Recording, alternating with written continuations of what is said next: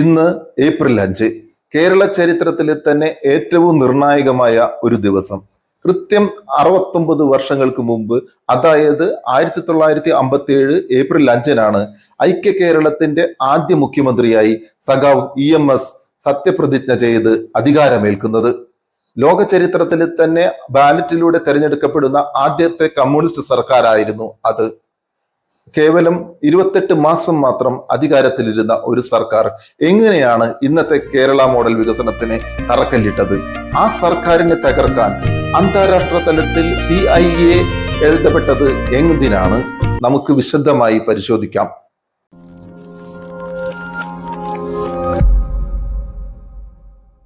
ആയിരത്തി 1956 കേരളം രൂപീകൃതമായതിനു ശേഷമുള്ള ആദ്യത്തെ തെരഞ്ഞെടുപ്പായിരുന്നു 1957.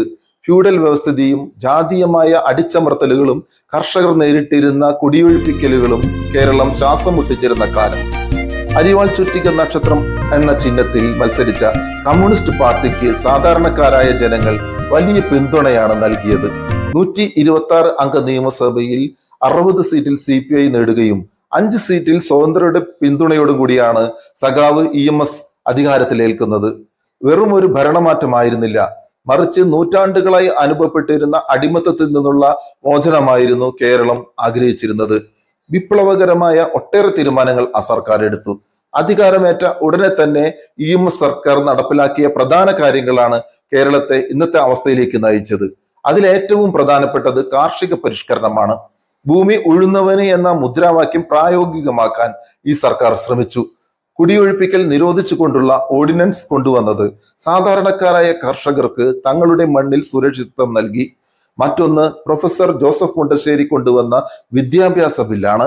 സ്വകാര്യ സ്കൂൾ മാനേജ്മെന്റുകളുടെ ചൂഷണത്തിന് അറുതി വരുത്താൻ അധ്യാപകർക്ക് നേരിട്ട് ശമ്പളം നൽകാൻ ഈ സർക്കാർ സഹായിച്ചു. അതോടൊപ്പം തന്നെ സമരങ്ങളെ അടിച്ചമർത്താൻ പോലീസിനെ ഉപയോഗിക്കുന്ന വിപ്ലവകരമായ പോലീസ് നയം പ്രഖ്യാപിച്ചു. അമേരിക്കയിൽ ഇടപെടലും വിമോചന സമരവും. കമ്മ്യൂണിസ്റ്റ് സർക്കാരിന്റെ ഈ പരിഷ്കാരങ്ങൾ വരേണ്യവർഗത്തെ ജാതിമത സംഘടനകളെയും പ്രകോപിപ്പിച്ചു. ഇത് ചരിത്ര പ്രസിദ്ധമായ വിമോചന സമരത്തിലേക്ക് നയിച്ചു.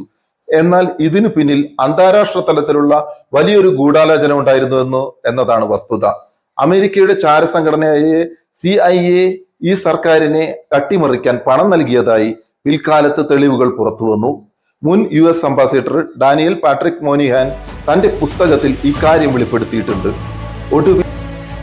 ഒടുവിൽ 1959 ജൂലൈ 31 നെഹ്റു സർക്കാർ ഭരണഘടനയുടെ 356 വകുപ്പ് ഉപയോഗിച്ച് EMS സർക്കാരിനെ പിരിച്ചുവിട്ടു. ജനാധിപത്യപരമായി തെരഞ്ഞെടുക്കപ്പെട്ട ഒരു സർക്കാരിനെ പിരിച്ചുവിടുന്ന ഇന്ത്യയിലെ ആദ്യ സംഭവമായിരുന്നു അത്. കേരളം എങ്ങനെ നമ്പർ 1 ആയി? EMS സർക്കാർ അധികാരത്തിൽ നിന്ന് പോയെങ്കിലും അവർ തുടർന്നു വന്ന ഇടതുപക്ഷ സർക്കാരുകൾ അടിമുടി മാറ്റുന്ന വിപ്ലവകരമായ തീരുമാനങ്ങളാണ് എടുത്തത്. വിദ്യാഭ്യാസ ബില്ലിലൂടെ സാധാരണക്കാരനും പഠിക്കാനുള്ള സാഹചര്യം ഒരുങ്ങി. കേരളത്തെ ഉയർന്ന വിദ്യാഭ്യാസ രീതിയിലേക്ക് നയിച്ചു. സാമൂഹ്യ നീതിയിൽ അധിഷ്ഠിതമായ വികസിത നയങ്ങൾ ആരോഗ്യ രംഗത്ത് വലിയ മാറ്റങ്ങൾ ഉണ്ടാക്കി. കർഷകർക്ക് ഭൂമിയുടെ ഉടമസ്ഥാവകാശം ലഭിച്ചതിലൂടെ ഗ്രാമീണ മേഖലയിലെ ദാരിദ്ര്യം ഇല്ലാതാക്കി. മറ്റു സംസ്ഥാനങ്ങൾ ഇന്നും ജാതീയതയിലും ഫ്യൂഡൽ വ്യവസ്ഥയിലും തളച്ചിടപ്പെടുമ്പോൾ കേരളത്തിന്റെ ആധുനികമായ മുഖം ലഭിച്ചത് 1957 ആ 28 മാസത്തെ ഭരണം കൊണ്ടാണ്. തുടർന്നു വന്ന ഇടതുപക്ഷ സർക്കാരുകൾ കൊണ്ടുവന്ന ഒട്ടേറെ വികസന പ്രവർത്തനങ്ങൾ കേരളത്തെ ഇന്നും ഒന്നാമതാക്കി നിർത്തുന്നു. ചുരുക്കത്തിൽ 1957 EMS മന്ത്രിസഭ ഒരു സർക്കാരിന്റെ കാലാവധി തികച്ചില്ലായിരിക്കാം.